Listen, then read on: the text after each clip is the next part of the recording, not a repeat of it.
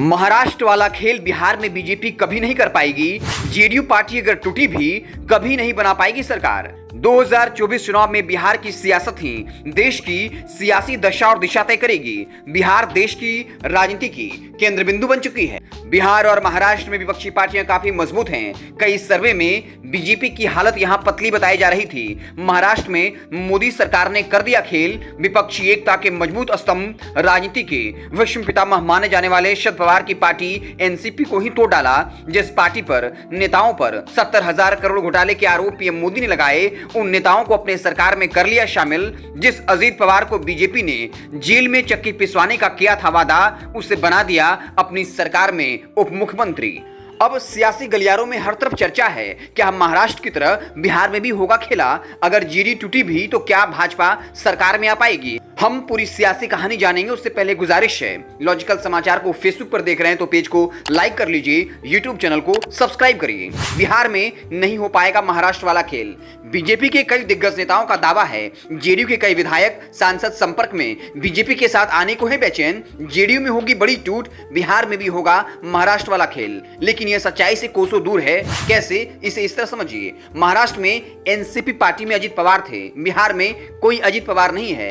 एक है भी तो लालू तेजस्वी के साथ मजबूती से खड़े हैं। कंफ्यूज मत होइए, इसे आसान भाषा में समझ लेते हैं। बिहार में अजित पवार होने का मतलब एक ऐसा नेता जो प्रभावशाली हो, जिसके कहने पर कई विधायक पाला बदलने को तैयार हो जाएं। जेडीयू में यह काम आरसीपी सिंह कर सकते थे, लेकिन बुरी तरीके से फ्लॉप हुए।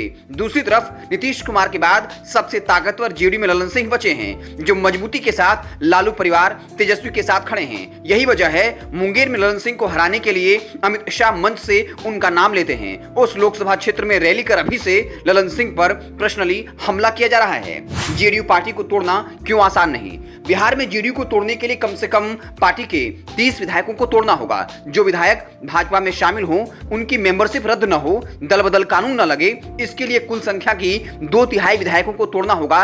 इनकी संख्या 30 होती है। 30 विधायक भाजपा में शामिल हो जाएं, ये नामुमकिन है। यह काम अगर कोई कर सकता है तो एकमात्र बचे ताकतवर नेता ललन सिंह हैं, जिनका भाजपा से 36 का आंकड़ा है, जो अब लालू परिवार के प्रति वफादार हो चुके हैं। अगर 30 विधायक तोड़ भी दिया, भाजपा नहीं बना पाएगी सरकार। बिहार में बीजेपी के 78 विधायक हैं। इसके अलावा मांझी के 4 विधायक को मिलाकर 83 हो जाएगी। इसके बाद भी सरकार बनाने के लिए बीजेपी को कम से कम 41 विधायक की जरूरत है। यह लगभग नामुमकिन है। आरजेडी के लिए यह काम थोड़ा आसान है।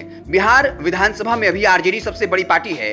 आरजेडी के पास 79 विधायक हैं। इसके अलावा तेजस्वी को कांग्रेस के 19, लेफ्ट दलों के 16 विधायकों का समर्थन है। तीनों को मिला दें तो बिना नीतीश के तेजस्वी को 114 विधायकों का समर्थन है। सरकार बनाने के लिए सिर्फ 9 विधायक की जरूरत है। नीतीश कुमार के बाद पार्टी में नंबर 2 की हैसियत वाले राष्ट्रीय अध्यक्ष ललन सिंह का साथ तेजस्वी को है। इसलिए जेडीयू पार्टी को तोड़कर सरकार में आना आरजेडी के लिए आसान है, लेकिन भाजपा के लिए लगभग नामुमकिन।